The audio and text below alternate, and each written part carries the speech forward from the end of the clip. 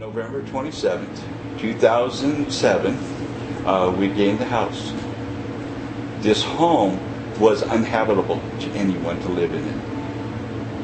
However, the city allowed one person to live here.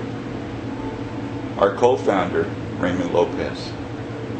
Raymond Lopez gave his last 3 years of his living life to help construct and fix this place to have people living here, to help them. And he died of dementia. Early on, the IBEW, the International Brotherhood of Electrical Workers, came in here, and when we had no electricity, we were using an extension cord and a lamp. They came in and did all new wiring, gave us a new service, with other people donating the materials. Another person donated the gas furnace that's in the basement. In 2009, we opened up the house for the program. Our program is like 350 class study hours, along with daily devotional, memory verses they learn once a week, along with many other rules and things they must follow. We've had 11 graduates that have gone through a serious program. There was a period of time in my life that I needed some help. I went to the TulareRescueMission. That is an awesome mission. They help a lot of people. However, what I saw was that they missed a very large group. That group of people being disabled. And when you talk about disabled, there is so many different types of disabilities. That seeing wheelchairs going down the street. People who can't get up 32 steps. Or if they have a medication from a doctor that they may not be allowed in. When you have a man gets out of a hospital from a botched operation, has to wait a year before he can have another operation. He's not very well. But I want to say that he got his operation. He looks completely new, lost weight, and this man is incredible and a lover of Jesus. Another one who came fully able, was working for us, did a lot of work, couldn't breathe. However, when he goes to the doctors, they found out they have 3 spots or lumps on his lung. And now he can't physically do work. And when he graduated, he was able to go to work for a concrete company that knew him and pulled him on the side of the road to get him started. But now he can't do that kind of work. He works for us. He works for the house of God. Kenny Collins is the one that went to the St. Johns River. I took care of him for about 5 years. He's been through my program. Heck of a person. What a heart. And while he was at the St. Johns River, everyone who needed the Word of God to be shared, they all went to Kenny Collins. He prayed over everyone's meal. When they needed help, he was the one over there to help them. If it was to build their tent, if it was anything, he was there. And then when Kenny died, and the coroner called me and says, "You are his pastor, and I want you to come and pick up his things." When we had a funeral for him, we call it a wake, a celebration of life, of new life. When we had the celebration of life, he had that whole place full of people celebrating in his death, because we all knew where he was, with Christ. There was a knock at the door one day. The man said, "Can I come in?" I said, "Sure." He said, "My name's Larry Arch." I said, "Nice to meet you. Come on in." Larry is the CEO of the Fresno Rescue Mission. He came in, we talked, he's heard about us, and he said he wanted to help. He is our sponsor with the Association of the Gospel Rescue Mission, or you may know it as AGRM. And we joined the AGRM May of of 2012. And I went to Florida. And there are people there with $2 million, $12 million, $18 million missions a year. And we're about $30,000. My first time there. And they all embraced me like family. 2 failed marriages, you know, due to drugs. You know, it's pretty much ran my life in those marriages. Of course, wasn't getting anywhere. Failed. I did a little prison time, and I won't go into details on that. I was homeless before I came here. I was on the streets, had a life of, was bad drug life and everything like that. My health had deteriorated and I ended up in the hospital. I was let out of the hospital with nowhere to go. After they did surgery on me, it didn't go good. And so there was nothing they could do. And they let me go, and I had nowhere to go. I was just out there, didn't know, I was wandering the streets. I had no place to go at all.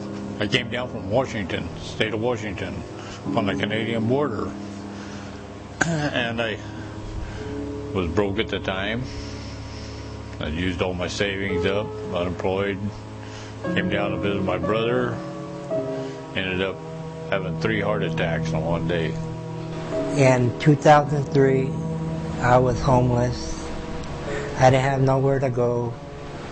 I didn't have my family to bring me in. So it was really terrible, and I was an alcoholic.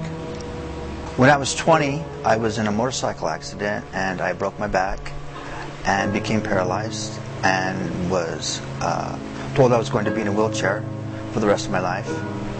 And so I'm also an addict and alcoholic. And a few months back, I found myself in jail. I got into a little bit of trouble with my drinking and my drug use. And I was in jail for a few months. And pretty much lost everything, lost my family. Had nowhere to go when I got out. And of course, God brought me here. It's His mission.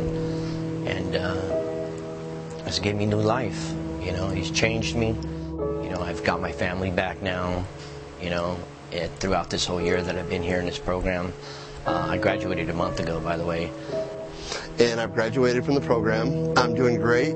I go to a really nice church here in town, Bethel Assembly of God, and I play in the music worship team. I play guitar, and it's something I used to do a long time ago, and I didn't think I'd ever get to do again.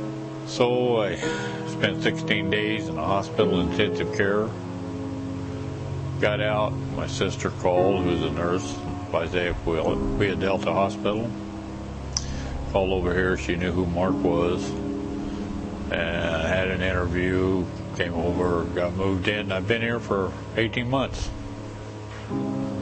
Decided to stay because I liked what it stood for and what Mark was trying to do, and eventually will get done, I hope. I came to this place, the Homeland Mission, and I asked Pastor Mark, can I stay? And he said, yeah. So I stay in this program. It's a real good program. And I graduated from here. And so I move on with my life. So I have a wonderful place to live. And it was an incredible journey.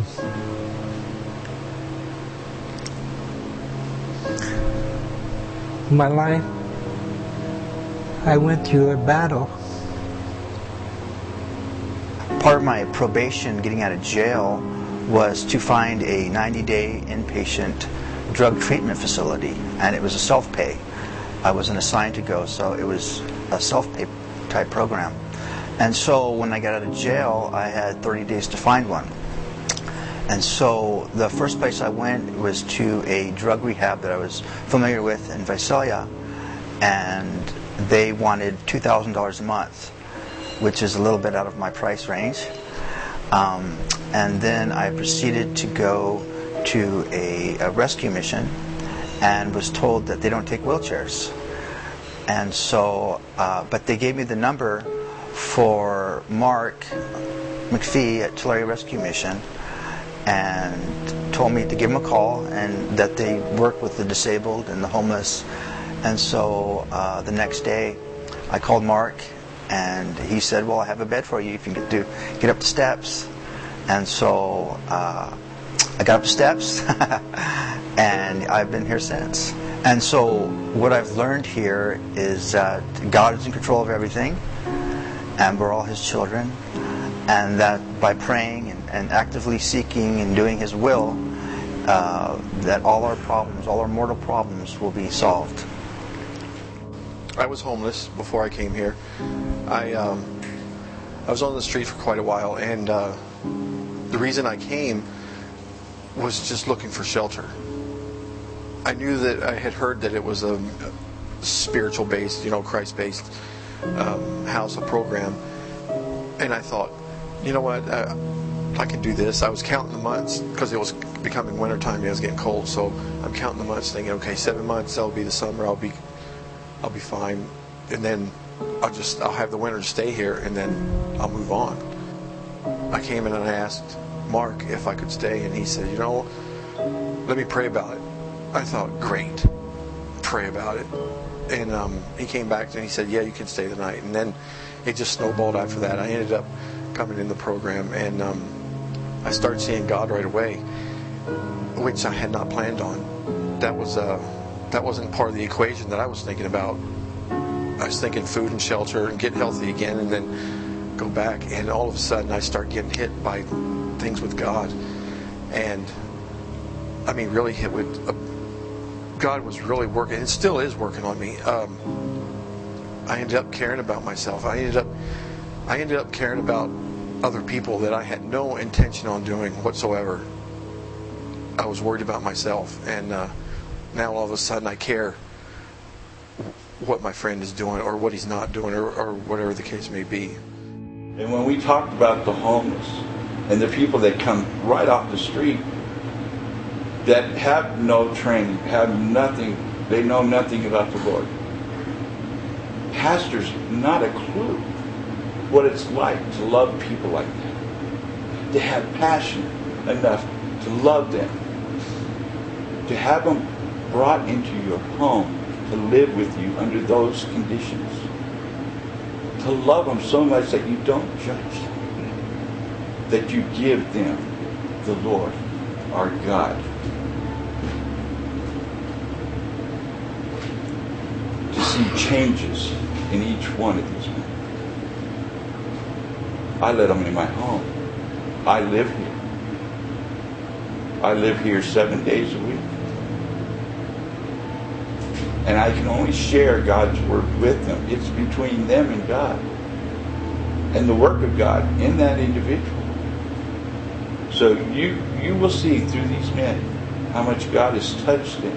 I'm just the servant. I just serve the message. For I found the way out of the desert into the promised land. And I'm just showing them. I can't take the credit except for I said, here I am, Lord, send me. So if there's anything that your spirit feels to help us, you're not just helping Judy and I. It's the Spirit of God to help this mission, to help people that no one else will help. If they're out of a hospital and need help, a hospital recovery, if they had a botched operation, if they're in a wheelchair, if they're in crutches, or even the able-bodied person, we ask you to come join us and see what God's doing. You might just get some too. I thank you. And I bless all of you.